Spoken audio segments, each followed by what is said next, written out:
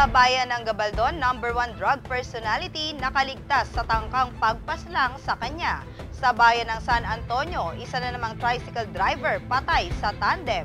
At sa lungsod ng Muñoz, negosyante ninakawan ng mga kasambahay na mag-live-in partner. Maswerteng nakaligtas sa tangkang pagpaslang sa kanya ang #1 sa target list ng mga drug personality ng Gabaldon Police Station. Kinilala ang biktimang si Gerson de la Cruz E. de Guzman, 36 anyos, may asawa at residente ng Barangay South, Poblacion, Gabaldon. Base sa report ng pulisya, bandang alas 6:30 ng gabi, papauwi ang biktima sakay ng minamanehong motorsiklo habang binabagtas nito ang kahabaan ng National Highway sa Purok Magsaysay, Barangay Ligaya nang paputukan ng maraming beses ng sospek lulan ng hindi pa natutukoy na motor. Matapos ang pamamaril ay kaagad na naisugod sa Gabaldon Medicare si De La Cruz para sa pangunang lunas at inilipat sa Good Samaritan Hospital sa Cabanatuan City.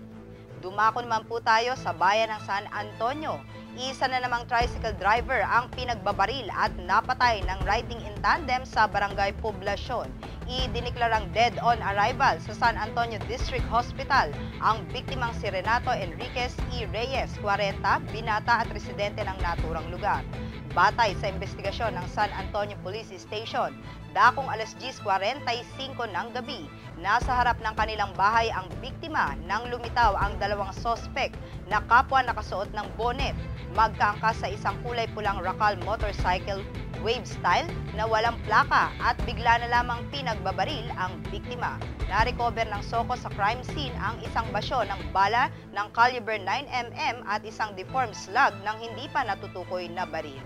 Samantala, sa lungsod ng Muñoz, ninakawan umano ng kanyang mga kasambahay na mag-live-in partner ang isang negosyante sa kanyang tahanan sa Purok 6, Barangay Villa.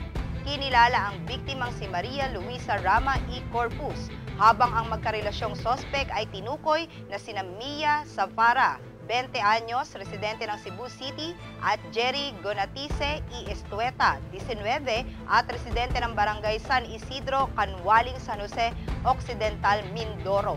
Ayon sa inisyal na pagsisiyasat ng mga otoridad, lumalabas na binaklas ng sospek ang kisame ng bubong sa second floor ng bahay at dito dumaan papasok sa kwarto ng biktima. Alas 3 ng hapon nang matuklasan ng anak na babae ni Rama na nawawala ang mga alahas, Apple iPad, perang nagkakahalaga ng 50,000 pesos at $1,000. Naghinala umano ang anak ng biktima na ang mag-live-in na mga kasambahay ang kumuha ng mga nawawalang pag-aari ng ina, kaya chinek nito sa kanilang kwarto ang dalawa, ngunit wala na ang mga ito, maging ang kanilang mga kagamitan. Paalala po sa ating mga kaibigan, lagi po tayong maging alerto at mag-ingat dahil ang krimen ay nangyayari kahit saan, kahit kailan. Ako po ang inyong bantay krimen, Clarissa de Guzman. Unang sigaw.